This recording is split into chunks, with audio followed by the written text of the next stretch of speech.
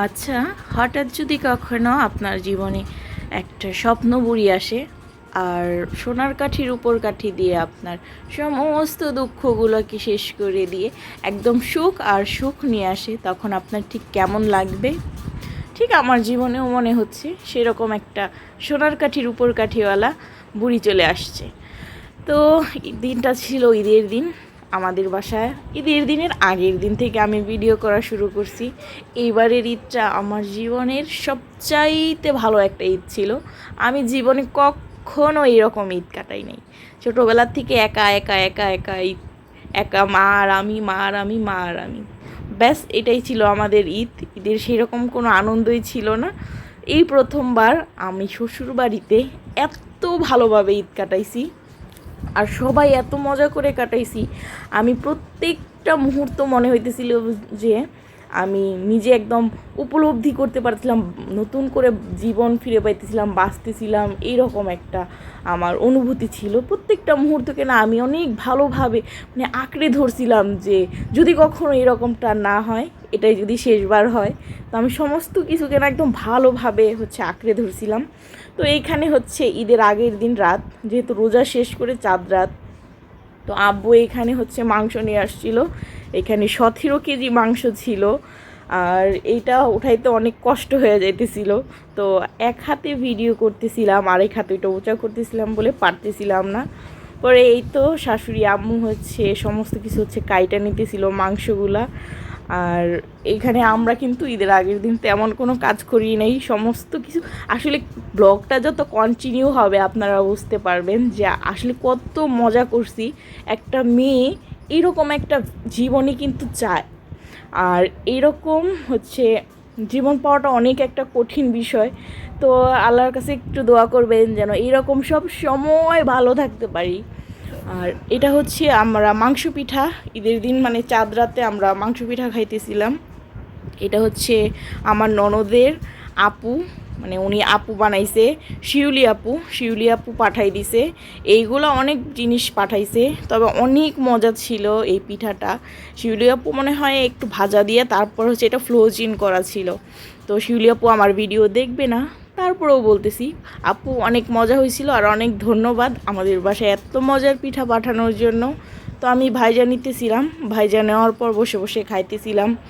আর এটা আমরা মেহেদি দিব, তার আগে একটু খানা হয়ে যাইতেছিল বাসায়। আর ওই যে তরমুজটা সেটা শাশুড়ির বাবার বাসা থেকে পাঠাইছে, ডিমগুলা স্বামীজি নিয়ে আসছে। আর এটা শিউলি আপার বাসা থেকে শিউলি আপা এই সেমাইগুলা পাঠাইছে, শিউলি আপা হাতের সেমাইগুলা। এরপর আমি বসে বসে মেহেদি দিতেছিলাম। এটা আমার নিজস্ব ডিজাইন, খুবই পচা হয়েছিল। কেন বলতেছি, সেটা আমার এই যে আরেকজন মেয়েকে ডাক দিয়ে নিয়ে এসে দিছিল, পিঙ্কি আপু মানে আমার ননদ। সেই মেয়ের ডিজাইনটা অনেক বেশি সুন্দর ছিল আমার ডিজাইনের চাইতে। আর এইখানে আমি আর আমার শ্বশুর আব্বু মেহেদি দিতেছিলাম, আর শাশুড়ি আম্মু কাজ করতেছিল। আজকে একদম ছুটি, পরের কাজগুলো আমার। এখন সমস্ত কিছু শাশুড়ি আম্মু বলছে মেহেদি দে, আমি এইগুলা করতেছি। আর আমার শ্বশুর আব্বু যে আসলে এইরকম আসলে শৌখিন মানুষ, আমি কখনো এটা ভাবতেই পারি নাই। সে 2 হাতে মেহেদি দিছে, এটা দেখা আমার যে কী ভাল লাগছে। আবার আমি ভিডিও করতেছিলাম, আমার হাতটা এরকমভাবে দেখাইতেছিল, খুবই ভাল লাগছে। তো এই তো আমরা দুজন বসে বসে মেহেদি দিতেছিলাম। আর এই তো দেখেন আমারটা পচা হয়েছে কেন, এইটার কারণে পচা হয়েছে। ও অনেক সুন্দর মেহেদি দেয় আর আমি অনেক পচা মেহেদি দেই। মেয়েটার নাম ছিল হীরা, ওর নামটা যেই রকম ওর গুণও সেই রকমই। তো এত সুন্দর মেহেদি দিছে, অবাক করে মানে একদম আমি অবাক হয়ে গেছি, এত সুন্দর করে কিভাবে মেহেদি দেয়। আমি আর্ট করে না দেখি, মানে ওই যে ফেসবুক পেজগুলো স্ক্রল করতে করতে দেখা যায় যে অনেকে অনেক সুন্দর ব্রাইডাল মেহেদি দিতেছে, তারপর একদম পেজ অনার হয়ে গেছে, অমুক পেজের নক দিলে মেহেদি আর্টিস্ট পাওয়া যায়। তো সেই রকমই এই মেয়েটা, তো আমি ওকে বলতেছিলাম তুমি একটা এরকম একটা প্রফেশনাল ভাবে তুমি শুরু করো, দেখো কত সুন্দর তুমি মেহেদি পরাইতে পারো। তো আমাকে অনেক সুন্দরভাবে দিয়ে দিতেছিল। আর এইটা শাশুড়ি আম্মু রান্না করে রাখতেছিল রাত্রেই।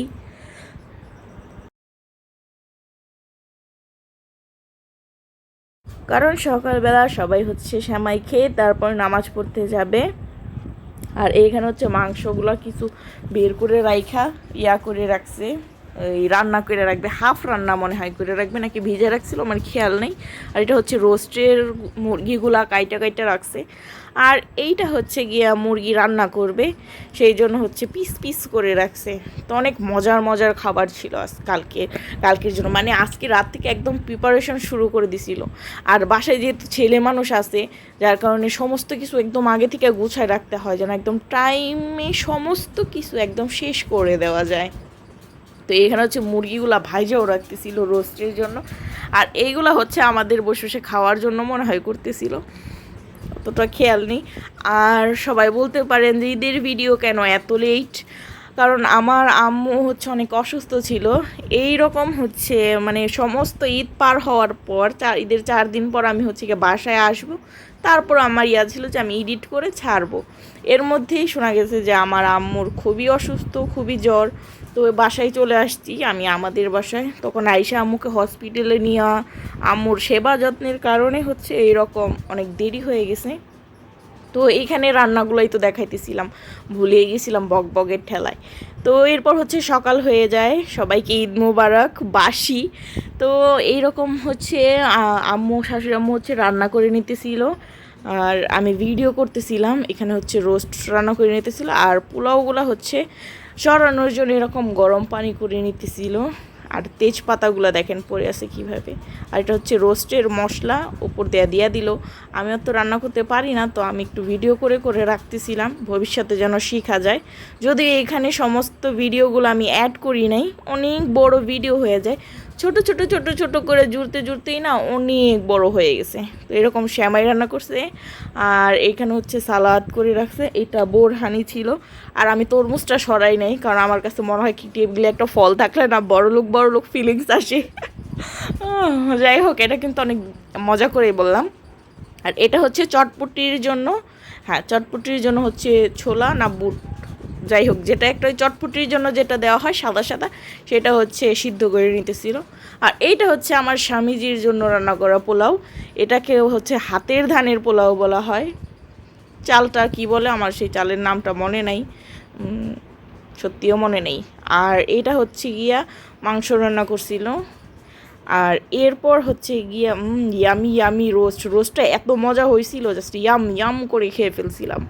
তো এটা হচ্ছে গিয়া মুরগি রান্না করছিল, মুরগিটা অল্পই রান্না করছিল, যদিও পাতিল অল্প দেখা গেলেও আসলেও অল্প ছিল না, অনেকটাই ছিল। আর এটা হচ্ছে গিয়া আমাদের হচ্ছে গিয়া পোলাও ছিল। আর পোলাও খাইয়া মনে হইতেছিল যে জীবন একদম একদম গলার কাছে চলে আসছে জীবন, এই গরমের মধ্যে একদম অস্থির হয়ে গেছিলাম। আর এরপর আমি গেছিলাম হচ্ছে গোসল করতে, আর এর মধ্যে স্বামীজি চলে আসছিল নামাজ পড়ে আইসা দেখি, মানে আমি গোসলখানা থেকে বের হয়ে দেখি এরকম ছড়ায় ছিটায় রাখছে। তো খাওয়া দাওয়া কইরা উনি আবার বিছানা আওলা ঝাওলা করেও চলেও গেছে বাহিরে। তো বাহির থেকে আসার পর মানে এই ভিডিও করতে করতে ফটাস করে কোথা থেকে যেন চলে আসছে, আমি মানে মনোযোগ দিয়ে ভিডিও করতেছিলাম। ঈদের দিন আমি এত সুন্দর করে বিছানা গোছাইছি আর এই কাজ করছে। তো এরপর সে চলে আসছে, তো আমি বলতেছিলাম তুমি কি খায়া ফেলছো? তো সে বলতেছিল খাইছি। তো আমি বলতেছে যে তুমি না বললা খায়া ফেলতে। তো আমি বললাম আমি তো অনেক কিছুই বলি, তুমি তো তখন সেটা শোনো না, এখন কেন খায়া ফেললা? তো বলতেছে আমি তো তোমার সব কথাই প্রায় শুনি। তো আমি বলতেছি তাহলে এই কাপড়গুলো গোছাও তো।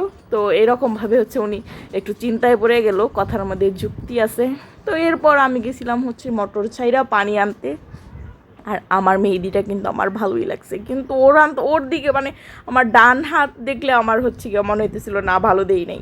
তো এরপর এই তো আমি পানি নেওয়ার জন্য চলে আসছি, বাংলার বধূ কলস কাখে সেরকম একটা ফিলিংস নেওয়া হচ্ছে পানি ভরতে আসছিলাম।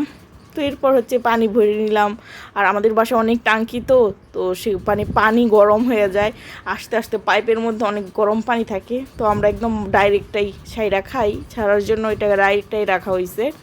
আর এটা হচ্ছে বাইরের ভিডিও করতেছিলাম, আর বসে বসে হচ্ছে বোরহানি খাইতেছিলাম।